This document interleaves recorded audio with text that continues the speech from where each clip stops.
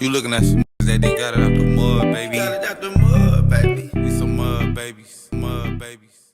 What's happening, YouTube? Let's get right into this. Now, this conversation is gonna be a little bit deep, right? You know, I don't really tend to get into these type of debates or conversations. I have in the past, and I just recently came across the American Cholos episode with Spider Loc. Spider Loc is an artist from Southern California.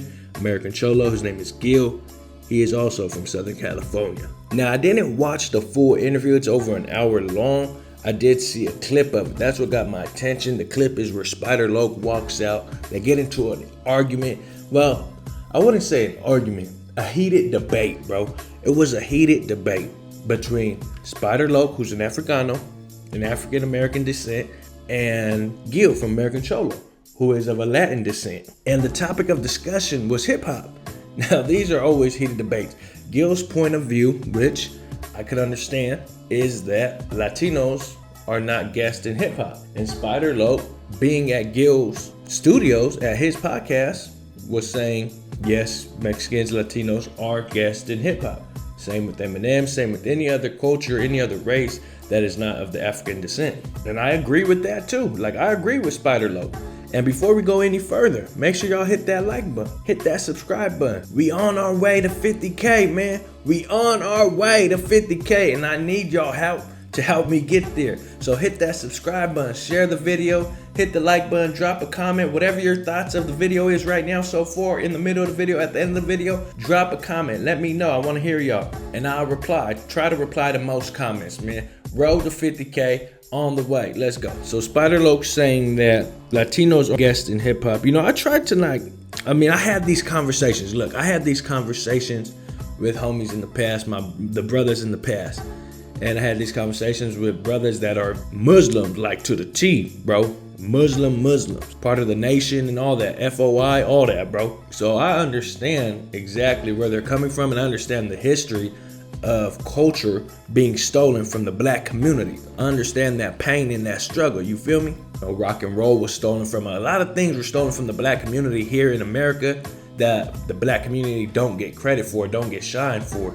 A lot of creations and inventions that the black community created that they don't get a lot of shine for. So I understand where they're coming from. This is something that they birthed, which is hip hop, that they want to hold on to. They don't want history to repeat itself. And I feel that. You feel me? No one does, especially when you were oppressed in the past and now you're in a position of power and you birth something that is great that the whole world is attracted to.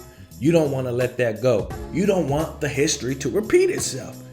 And everyone should understand that, right? But then in a way, history did kind of repeat itself with Eminem. Some call him the new age Elvis. And there's an argument to make there. But then let's talk about what Gil said. Gil from American Cholo. So Gil brought up sports and tried to compare the two, right? Saying sports was created by white men and are black people guests in sports. Even though black people dominate basketball, they dominate football, right? Does that mean Michael Jordan is a guest in the sport of basketball? Is LeBron James a guest? Is Serena Williams a guest? And he brought up something. He brought it up in an example. And the example that he brought up was, imagine if Serena Williams won the tournament, whatever it is in tennis, and afterwards they said, okay, you're a guest on this tennis court. Just remember that. Even though you won and you're the best right now, you're still a guest in this sport. Imagine if they told that to Michael Jordan. Imagine if after LeBron James won the championship, the finals NBA MVP, they went on the court, Adam Silver, commissioner of the NBA, and said, you know, you're still a guest in this sport, LeBron. Don't you ever forget that. White folks run this. And in the past, you know, some people did try to tell those things to some of these athletes. You know what I'm saying? So to a degree, I have to agree with Gil as well. Because he said too that if you take away all the Latino audience from hip hop, there will be no more hip hop. And that's 100% correct. I wholeheartedly agree with that. 1000%. If every single Latino just stops right now contributing to hip hop, there will be no more hip hop. The genre will be done. Every major record label will file bankruptcy. Atlantic Records, Republic Records, Warner Brother Music Group, Sony Music, Ghazi from Empire, they will all be done. Latinos is the biggest consumer of hip hop in the world. let alone America. You can ask any artist, no matter what race they are. You go to their shows, it's gonna be Latinos in there. Majority, regardless of what side of the country they're on, what state they're in, what city. There's gonna be a lot of Latinos up in there. There's gonna be a lot of Latinos at their meet and greets. There's gonna be a lot of Latinos streaming their music. And these artists know this because you're able, as an artist, content creator, whatever it is, now you're able to look at your analytics. You're able to see these stats. You're able to see who's your target audience. That's why major record labels push some of these artists to make Spanish songs, rapping in Spanish or whatever, or getting a Spanish artist on their songs, in their albums, because they see the analytics, they see the statistics. Latinos are their biggest market. Without the Latinos, your favorite rapper wouldn't have that chain, wouldn't have that car, wouldn't have that house, wouldn't have that platinum plaque. And that's just a fact. So are Latinos really guests in hip hop?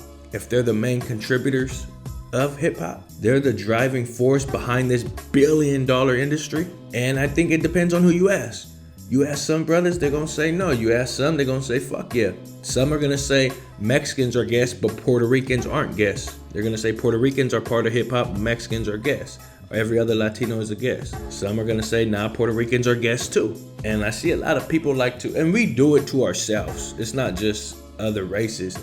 But other races like to draw that divided line between Puerto Ricans, Cubans, Mexicans, El Salvadorians. It's all the same, homie. It's all the same, just different tribes. Just like Africa. When you talk about Africans and African descent, you don't say Congo or South Africa or whoop-de-whoop, this, that, and you know what I'm saying? Nah, you say African. You say African descent. You don't say Congo descent.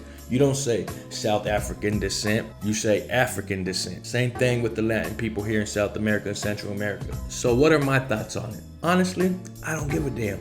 But then at the same time, I have to because I have a hip hop based YouTube channel. And so my whole thing is this. If Latinos are guests in hip hop, does that mean the brothers are guests in the lowrider car culture? The lowrider car culture is huge in California, huge in the West Coast, Texas, and in different parts of the country, right? Are the black brothers and sisters guests in that culture? My answer is no, nah. It's a cultural thing, depending on where you grew up, right? If that's what you were brought up in, that's what your parents taught you, your grandparents taught you, or you just grew up liking that style, then that's what you're part of. You're part of that car culture, that lowrider culture, that Cholo culture. And the Cholo Chicano culture, that's another debate as well. Look at the styles of dress of the Africanos in Southern California, or just in California in general. That Cholo style, the button-up Pendletons, the long socks, the tattoos on the all sleeved up tattoos and face tats. That's Chicano Cholo culture. The Chicano and Cholo culture are two different things. I know we're getting a little bit off topic here, but let's not act like the Mexicans in LA didn't have an influence over the brothers in LA. The car Cholo culture, wearing the high socks, just everything, that whole Cholo look, outfit that Snoop Dogg has. Snoop Dogg wears creased up pants, button ups, Pendletons, that's a Cholo look. With the Lokes on, that's a Cholo look, which stems from the zoot suits that were made popular by the Chicano community. And people are gonna say, well, they got that from the jazz. A lot of people like to say as well, it's not who made it, but who made it popular. And we could say the same thing about hip hop, because look at Jordans. Jordan himself said these shoes were made for white suburban kids, but who made them popular? The black community. Look at polo t-shirts, the polo shirts. Everyone wears polo nowadays. Those were being worn by tennis players in Europe, in Scotland and shit. The Caucasians were wearing those. But when Kanye West made those popular, hip hop became popular with the polo t-shirts. Now it's a hip hop thing. It's no longer a tennis thing over there, or tennis and golf. You feel me? That only wear polo. Now, as you guys can see, we can have these debates all day long on who started what and who made what popular. Is it actually getting anywhere? Are we getting educated? Are we educating ourselves? Are we educating each other? Are we coming to an understanding, an agreement? Or are we just arguing and no one's ever gonna agree? I personally don't give a damn. If I'm a guest in hip hop, then I'm a guest in hip hop. If I'm not a guest in hip hop, I'm not a guest in hip hop. Who gives a damn? I don't care. I'm still gonna have my YouTube channel. The homies are still gonna make music, and it is what it is. I don't care about titles. I think people care too much about titles and who started what and where what came from. I mean, history is good. I'm a huge, I love history. And I love diving into history, dissecting history, and all that, right? Learning, I'm like a sponge, bro, when it comes to certain education. But then you gotta be careful with people spreading false history. People spinning the narrative of history just to best fit their agendas. And that goes for everyone. Every race does that, bro. Every race has those individuals or group of individuals that like to spin history just to best fit what their ideologies are. And maybe we'll have a part 2 with this. Maybe I have a guest on. If there's anybody that wants to come on here and I wouldn't say debate, but have a conversation, a legitimate one-on-one, or whoever you want to bring, whatever. We can go live, whatever the case is, and have a conversation about this topic. And if you feel you can educate me or I can educate you on some topics, then let's do it. Let's do it. I'm all for it. Let me know in the comments. Hit that like button, share the video, hit that subscribe button. Road to 50K, we on the way, man. Road to 50K, we on the way. And again, this is an open invitation to whoever wants to have a conversation. Let's go.